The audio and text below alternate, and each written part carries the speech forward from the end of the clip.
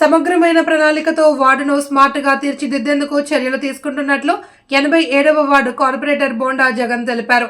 వార్డులో సుమారు 70 లక్షలతో చేపట్టనున్న వివిధ అభివృద్ధి పనులకు ఆయన శంకుస్థాపన చేశారు. వడ్లపూడి సగురుల కాలనీలో రోడ్లు, కాలువలకు శంకుస్థాపన చేసిన అనంతరం సిద్ధార్థ నగర్ పార్కులో చేపట్టే పనులకు భూమి పూజ చేశారు. ఈ సందర్భంగా జగన్ మాట్లాడుతూ 5 ఏళ్ల వైసీపీ పాలనలో శిలాఫలకాలు వేయడమే తప్ప ఎక్కడా పనులు జరగలేదని అన్నారు. ఎమ్మెల్యే పల్లా శ్రీనివాసరావు ప్రోత్సాహంతో వార్డులో పనులు పుంజుకున్నాయని చెప్పారు.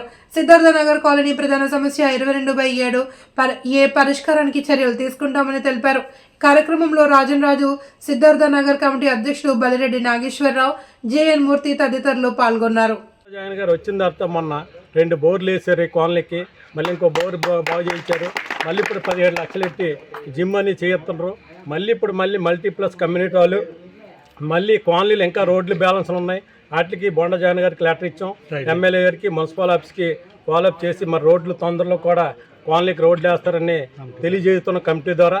అదేవిధంగా రేపు రాబోయే కాలంలో మన అందరం కూడా బొండ జగన్ గారికి సపోర్ట్ చేసి మళ్ళీ మన అభివృద్ధి కార్యక్రమాలు, కాలనీ డెవలప్మెంట్ మన అందరం కూడా సపోర్ట్ చేసి గెలిపించి మళ్ళీ డెవలప్ ఎక్కువ చేసుకోవాలని సందర్భం తెలియజేస్తూ, ఇదైతే రాష్ట్రవ్యాప్తంగా జరుగుతున్న అభివృద్ధిలో భాగంగా మరి మన 87వ వార్డు ప్రాంతంలో కూడా ఇప్పుడు 2 కోట్ల రూపాయల వర్కులు శంకుస్థాపన చేసుకోవడం జరుగుతుంది.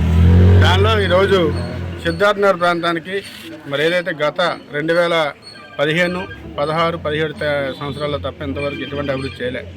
అప్పుడు గౌరవ శాసనసభ్యులు ఉన్నటువంటి పల్లా శ్రీనివాసరావు ఆధ్వర్యంలో ఆ రోజు సుమారు 1,38 లక్షల రూపాయలు ఇక్కడ ఖర్చు చేయడం జరిగింది. ఈ 5 ఏళ్ళు కూడా ఒక పైసా కూడా ఇవ్వకపోయినా ఈ కమిటీ వారందరూ కూడా మన దగ్గరికి సంప్రదించిన తర్వాత బోరు మరి పార్క్ కావాలని చెప్పేసి అనగానే పార్కులో బోరు, 2 బోర్లు అలాగే ఒక బోర్ రిపేర్ చేయించడం జరిగింది. అయితే ఇక్కడ ఏదైతే ఉందో మరి సీసీ రోడ్లు కావాలి కూడా అడిగారు. లాస్ట్ టైం చాలాసార్లు ఎస్టిమేషన్ వేయించడం జరిగింది. గతంలో కూడా మేయర్ గారి దగ్గర కూడా తీసుకెళ్ళడం జరిగింది. ఇప్పుడు తక్షణమే ఈ పార్క్ అనేది మనం ఫస్ట్ నుంచి మేము 2018లో కూడా కమ్యూనిటీలు పెట్టాము. అది అనివార్య కారణాల వల్ల క్యాన్సిల్ అయ్యింది. ఇప్పుడు మళ్ళీ కమ్యూనిటీలు అవ్వడం కన్ఫర్మ్. ఎందుకంటే అది ఎక్కడా కూడా జీవీఎంసీ పరిధిలో కమ్యూనిటీలు కానీ మండపాలు కానీ ఇవ్వట్లేదు. దానిలో భాగంగానే మరి రిక్వెస్ట్ చేసాం, కంపల్సరీగా ఇమ్మని చెప్పాం, ఇస్తామన్నారు. త్వరలో కలిమని కూడా చేస్తాం. ఈలోపు అందకల్లా ఏదైతే పార్క్కి ఒక మంచి పిల్లలు ఆడుకోవడానికి ఆట వస్తువులు కావాలి కాబట్టి ఓపెన్ జిమ్, వాకింగ్ చేసిన అందరికి కూడా అలాగే చిల్డ్రన్స్ ఎక్విప్మెంట్ కూడా ఇవ్వడం జరుగుతుంది 18 లక్షలతో.